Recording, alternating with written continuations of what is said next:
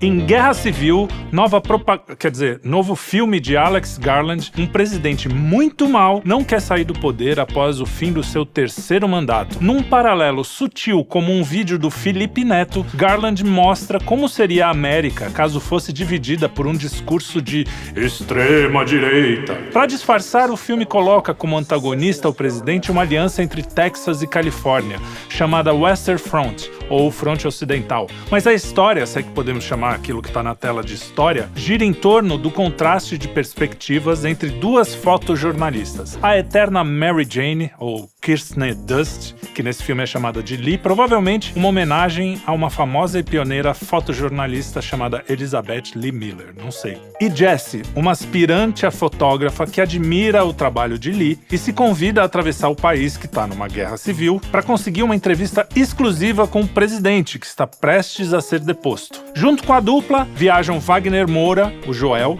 e um outro jornalista mais experiente, que eu nem lembro o nome dele. Mas qual é a mensagem do filme? E é pelo menos um filme interessante? Roda a vinheta.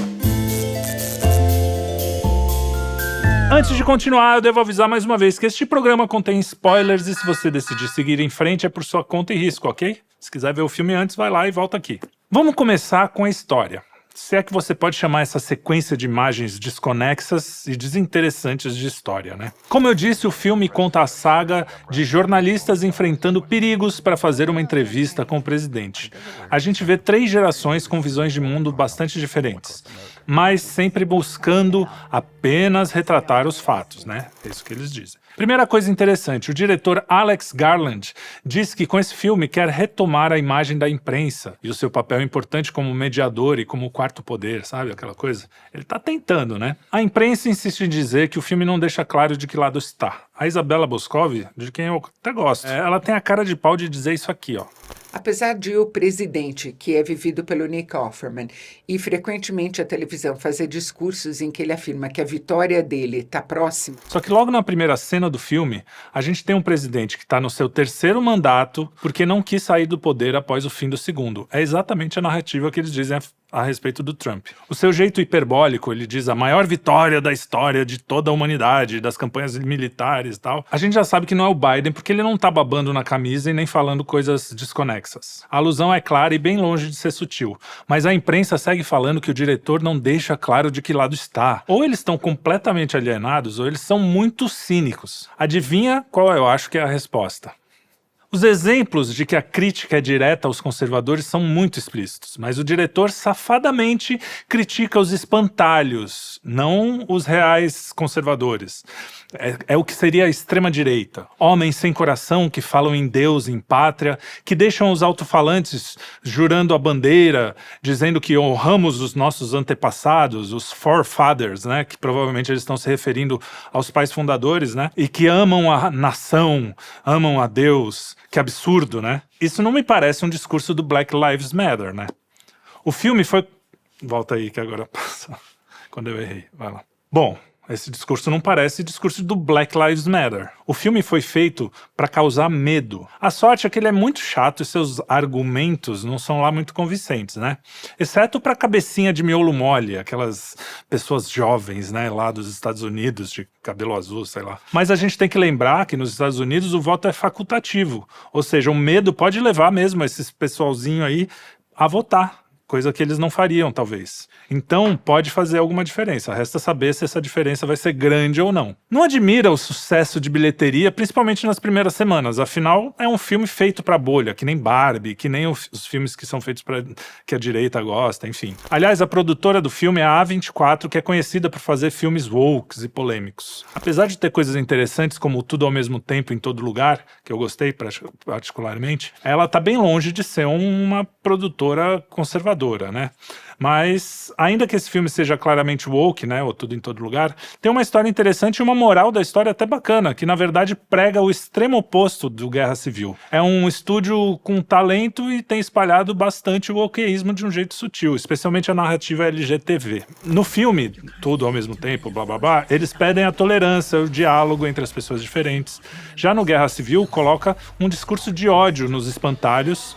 Volta aí. Já o Guerra Civil, ao colocar um discurso de ódio só nos espantalhos de um lado do espectro ideológico, está dizendo assim, com fascismo não se discute, é na bala. E vocês sabem que fascista é qualquer pessoa que vai na igreja ou que, né, que não quer que o seu filho seja chamado de filha. O filme é uma espécie de Era Uma Vez em Hollywood, que o Era Uma Vez em Hollywood nos dá um final alternativo e, na medida do possível, feliz, né, para uma história trágica, mas cujo momento de catarse é o assassinato de psicopatas frios. Mas no caso do Guerra Civil é o assassinato de um presidente que, sem sombra de dúvida, está representando Trump, metade da população americana. É como o famigerado jogo de futebol com a cabeça de Bolsonaro, me lembrou muito isso. É discurso de ódio puro, ódio a 50% de um país que vota no causador da guerra civil do filme. Vocês da imprensa podem querer se fazer de idiota, podem até ser idiota mesmo, não tem problema. No sentido mais estrito da palavra, sabe? Que não vê o que tá acontecendo. Mas eu não caio, velho. Eu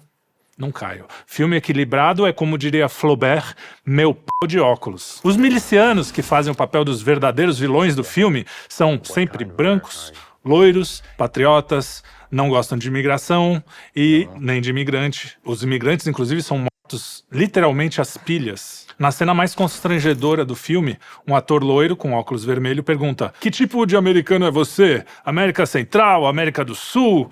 De onde que você vem? Aí quando a menina fala Cincinnati, ele fala: isso aí é América. Colorado, beleza, americana, assim que tem que ser. Mas quando um deles fala Hong Kong, o cara nem fala nada.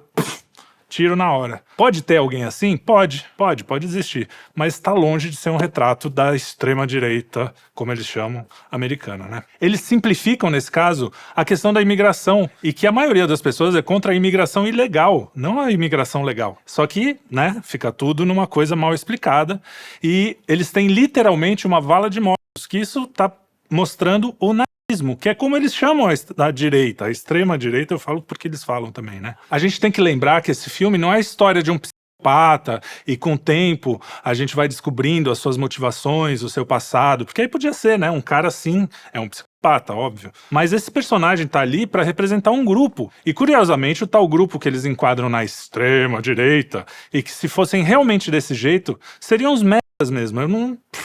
Esses caras são os babacas, mas não é assim. Se há os white nationalists, né, os nacionalistas brancos, e agora cristão, né, eles estão falando que esse é o tipo que eles falam, que são os nacionalistas cristãos. Ou seja, se você gosta do seu país e você reza, e você acredita em Jesus Cristo, você é aquele cara ali. Como eu disse, se os nacionalistas brancos, dessa forma que a esquerda entende, que o diretor entende, eles são uma minoria entre os que acreditam nas ideias análogas, como a diminuição do fluxo de imigração, por exemplo. Mesmo assim, são execrados pela esquerda e também pela direita. Por outro lado, grupos como Black Lives Matter ou Antifa são elevados a grandes democratas pela esquerda. A direita não gosta, mas a esquerda, a mídia, ainda que usem violência e tenham tornado esse filme realidade em pequena escala há uns anos atrás. Durante a pandemia, por exemplo. Mas nenhum personagem é mostrado como alguém com ideias consideradas de esquerda. Tem uma cena em que um branco tá ateando fogo num negro, coisa que, graças a Deus, não acontece há muito tempo na América, desde pelo menos o meio do século passado. Não deveria ter acontecido nunca, mas não mostra um negro, um branco a tijoladas, que aconteceu agora, faz muito pouco tempo. E nem negros atacados por negros, que também acontece, né? A gente vê negros sendo esculachados porque não são woke. Você vai ouvir por aí que o filme é ousado, tocou na ferida, mas ele é totalmente establishment. Querer mostrar o heroísmo da imprensa tradicional...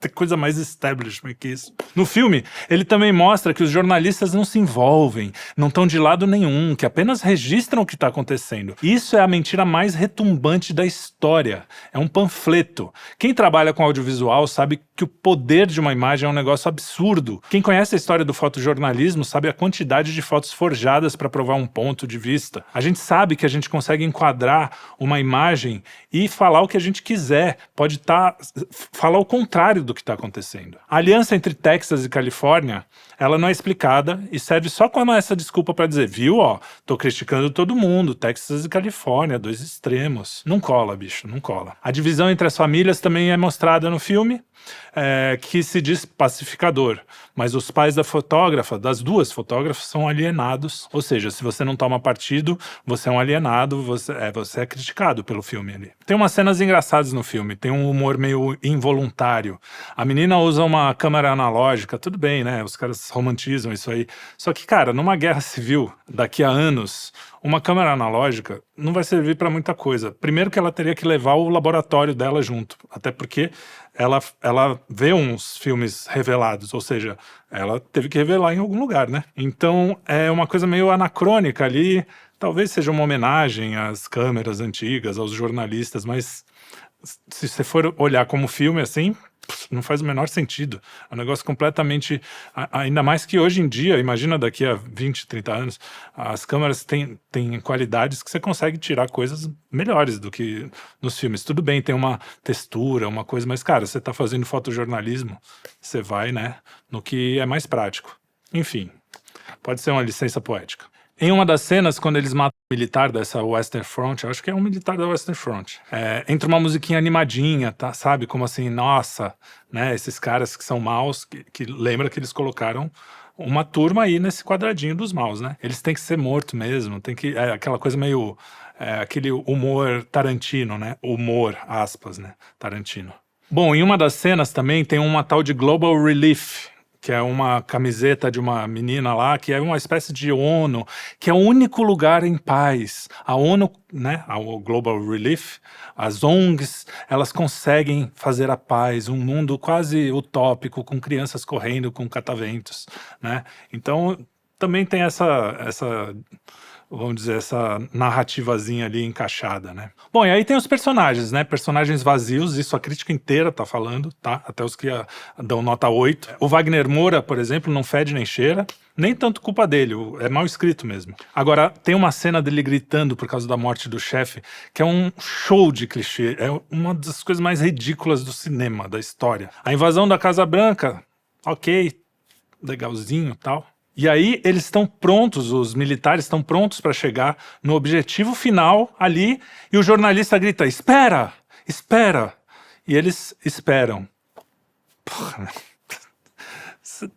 ridículo, ridículo. E aí ele pede uma última quote, né? Como é que se diz? Uma última... E aí eles pedem uma citação pro presidente, uma fala para eles fazerem de manchete. Enfim, aí o filme vai. O filme não tem coragem de fazer nenhuma declaração. É covarde, porque se declara isento e não é. E isso mostra que a janela de Overton está muito deslocada pro Beautiful People. Eles estão realmente com um ponto de vista deslocado do resto do mundo. O jornalismo sempre foi ponto de vista. Querer romantizar algo que nunca existiu já é patético. Se fosse pelo menos um filme com algum entretenimento, uma história interessante, personagens... Eu não ligo que filmes woke, assim, por ser woke.